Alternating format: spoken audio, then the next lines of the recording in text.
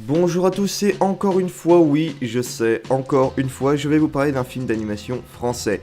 Bien que, comme pour les trois quarts des films d'animation français, il s'agit là d'une collaboration entre plusieurs pays.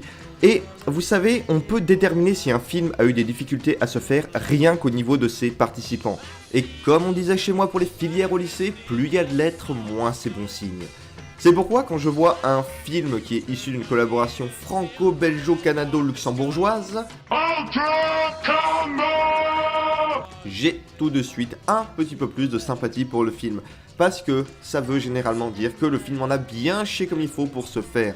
Par contre, attention, ce n'est pas le cas pour tous les films issus de coproduction. Par exemple, Le Prophète, dont je vous ai déjà parlé, là les différents réals viennent du monde entier, mais bien plus par attrait pour le projet que parce que le film avait besoin d'aide financière. Bref, aujourd'hui je vais vous parler d'un film que l'un d'entre vous m'a conseillé, un film dont j'avais entendu parler un peu à l'époque, mais alors qui m'était passé à des kilomètres au-dessus de la tête. Bah oui, on peut pas aller voir tous les films du monde.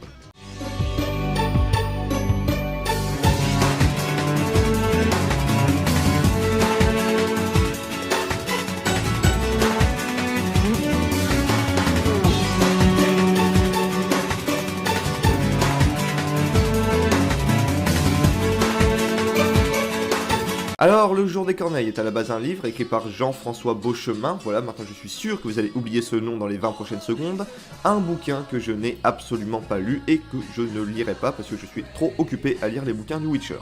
Le film nous raconte l'histoire de... Ah merde. Oui, alors en fait, le personnage il a pas de nom. Ton père, il t'appelle comment? Fils. Fils? J'ai pas un prénom, ça? Voilà, bon, on va l'appeler Bob. Donc Bob vit dans la forêt avec son père, un immense colosse avec une barbe de ouf. Ils vivent de chasse et de cueillette et sont plutôt pépères dans leur bois. La mère de Bob étant elle morte depuis longtemps, c'est son père qui se charge de son éducation. Et si vous vous imaginez un trip à la Captain Fantastic, d'ailleurs mater ce film c'est une putain de merveille, vous êtes plutôt pas mal à côté de vos pompes. Le fait est que le père est quelqu'un d'assez dur, mais pas forcément froid. Bob quant à lui a une petite particularité. En effet, il voit et communique avec des sortes d'esprits qu'on apprendra rapidement être des morts.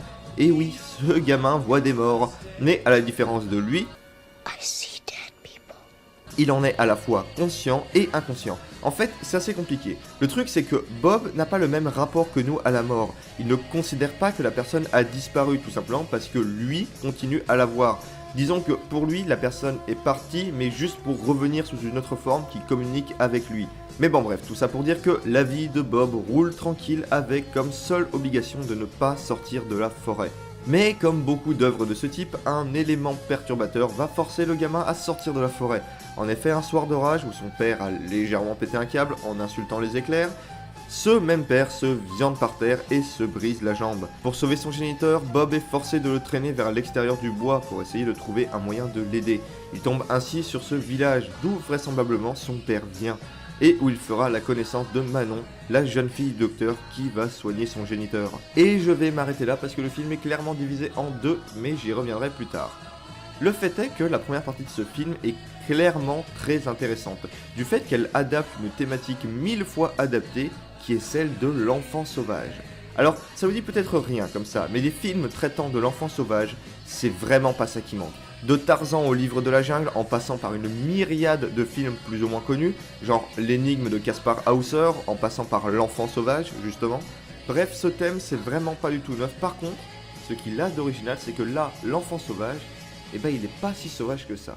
Il vit avec son père et il sait parler, et s'il n'est pas adapté au monde moderne, ou tout du moins au monde de l'époque qui nous est présenté dans le film, il n'en est pas moins assez dégourdi, et quand il arrivera dans ce monde moderne, le film le présentera certes comme étant désappointé par cet univers, mais le film se concentrera bien plus sur sa relation avec Manon et l'histoire de son père au sein du village, qu'à une quelconque adaptation à ce monde. Parce que oui, en effet, son père vient bien de ce monde et l'a visiblement quitté pour une histoire d'amour ayant entraîné la mort du frère de la vieille là, qui est, pour citer un homme que j'admire au-delà de tout, Une effroyable connasse. Et la quête du gamin sera déjà en premier lieu d'empêcher son père de se faire buter par la vieille. Et ça, déjà c'est pas mal, vous allez me dire, mais surtout de découvrir les interactions humaines et sociales, et de réparer la relation qu'il a avec son père lors de la deuxième partie du film. En effet, face à la manière quelque peu brute qu'a le vieux de traiter son fils, Manon commence à se poser des questions et lui fera questionner son rapport avec son géniteur, à savoir, est-ce que cet homme aime son fils ou non. Par contre, ce qui est étrange de ce côté-là, c'est que le film nous a montré quelques, j'en conviens, brefs et fugaces moments de complicité entre les deux, mais qui restent quand même des moments de tendresse relative. Du coup, on est étonné de voir le gamin se poser cette question. Mais justement, ce qui est intéressant, c'est que à la base, on plaçait leur relation sous le contexte que l'on nous présentait au début. Et le début du film, c'est un environnement plutôt hostile, parce que au début, rien ne nous est donné comme indice sur le monde d'en dehors de la forêt. Ainsi, on peut se dire que, dans ce milieu hostile, leur relation est plus, dirons-nous, normale. Mais ce n'est qu'après, quand on apprend l'histoire du vieux, que l'on comprend que, peut-être qu'au final, il est pas si sympa que ça. Et que c'est peut-être juste un vieux complètement ravagé qui est un danger pour son gamin. Bon, après, j'y crois pas trop non plus, parce qu'il l'a quand même élevé, le gamin, donc il a bien de l'amour pour lui. Et j'ai totalement l'impression que je suis en train de vous perdre avec tout ça, mais... Tout ça pour vous dire que leur relation va nous être présentée au village comme étant détériorée et que le gamin va dès lors s'axer sur la reconstruction de cette même relation. Et la particularité de tout ça, c'est bien le fait que Bob voit des fantômes, ou des esprits, en fait c'est toujours pas bien clair. Et notamment le plus important, celui de sa mère. Et le truc intéressant, c'est que c'est pas une sorte de révélation de ouf qui est balancée là pour justifier la manière dont le père et le fils vont établir leur relation. Dès les premières scènes, le film nous montre ce qu'on a besoin de savoir, et ce, assez naturellement. Au niveau des personnages, ils sont tous vraiment bons pour plusieurs raisons. Déjà, ils ne sont pas trop nombreux, et on a le temps de s'attacher à chacun. Mais aussi et surtout pour le casting qui est juste complètement ouf. Bob étant interprété tout en énergie par Laurent Dutch, Claude Chabrol lui s'occupant du docteur, mais alors surtout, Jean fucking Reno dans le rôle du père qui est juste monstrueux de justesse. Techniquement, j'ai pas grand chose à dire, c'est globalement très propre et les décors sont sympas. Le film fait un usage des couleurs assez sympathique. L'action semblant se dérouler en fin d'été, les couleurs sont très chaudes mais en tirant un peu sur le jaune. Les lumières me rappellent par exemple énormément ce que l'on voyait dans les premières scènes de Kubo. Bref, le tout rend très bien à l'œil et c'est tant mieux. Alors encore une fois, le monde de l'animation française nous a offert une petite perle. Et encore une fois, c'est passé totalement inaperçu.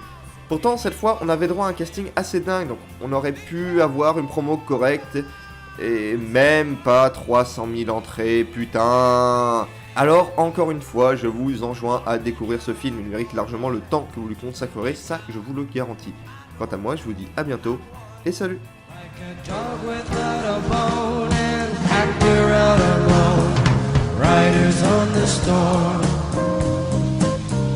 There's a killer on the road. His brain is squirming like a toad.